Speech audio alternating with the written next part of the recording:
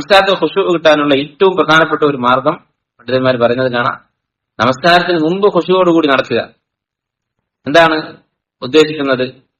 നമസ്കരിക്കുമ്പോഴല്ലാത്ത മറ്റുള്ള അവസ്ഥയിൽ തന്നെ ഒരാൾക്ക് ഖുശൂ ഉണ്ടെങ്കിൽ, ഭയഭക്തി ഉണ്ടെങ്കിൽ, അനാവശ്യമായ സംസാരവും ബഹളവും തന്നെ ബാധിക്കാത്ത കാര്യങ്ങളിൽ തർക്കിക്കുകയും അതുപോലെ ഹറാമുകളിൽ മുഴുകുകയും ഒന്നും ചെയ്യാതെ അള്ളാഹുവിനെ പേടിച്ച് ഒരാൾ ജീവിക്കുന്നുണ്ടെങ്കിൽ, ഒരടക്കവും ഒതുക്കവും ശാന്തതയും അയാളുടെ ജീവിതത്തിൽ ഉണ്ടെങ്കിൽ അയാൾക്ക് നമസ്കാരത്തിൽ ഖുശൂ ഉണ്ടാകും. ഖുർആനിൽ ഇതിന് ഒരു സൂചനയുണ്ട്. അല്ലാഹു തആല സൂറത്തുൽ മുഅ്മിനൂനിൽ നമ്മൾ നേരത്തെ പറഞ്ഞ ആയത്തിൽ എന്താണ് പറയുന്നത്? ഖദ് അഫ്ലഹൽ മുഅ്മിനൂൻ അല്ലദീന ഹും ഫീ സ്വലാത്തിഹിം ഖാശിഊൻ. തൊട്ടടുത്ത ആയത്ത് എന്താണ്? വല്ലദീന ഹും അനിൽ ലഗ്വി മുഅ്രിദൂൻ. അവർ ലഗ്വിനെ തൊട്ട് അകന്നു പോകുന്നവരായിരിക്കും. എന്താണ് ലഗ്വ് എന്ന് പറഞ്ഞാൽ? ലഗ്വ് എന്ന് പറഞ്ഞാൽ അനാവശ്യമായ കാര്യങ്ങൾ. ഹറാമാകണമെന്നില്ല, എല്ലാ ഹറാമും ലഘുവിൽപ്പെട്ടതാണ്.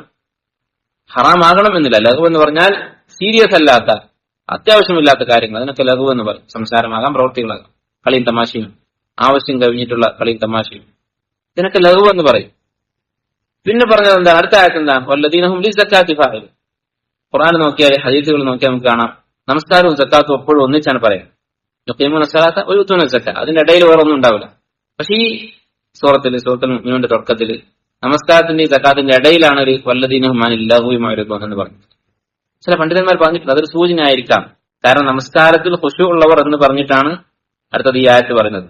അപ്പൊ ആ ഖുശൂഇന്റെ ഒരു മാർഗമാണ്, ഖുശൂ ഉണ്ടാകാൻ അനിവാര്യമായിട്ട് വേണ്ട കാര്യമാണ് ലഗ്വ് ഒഴിവാക്കുക എന്നുള്ളത്. അതുകൊണ്ടായിരിക്കാം അങ്ങനെ പ്രയോഗിച്ചത് എന്ന് ചില ഉലമാക്കൾ പറഞ്ഞിട്ടുണ്ട്.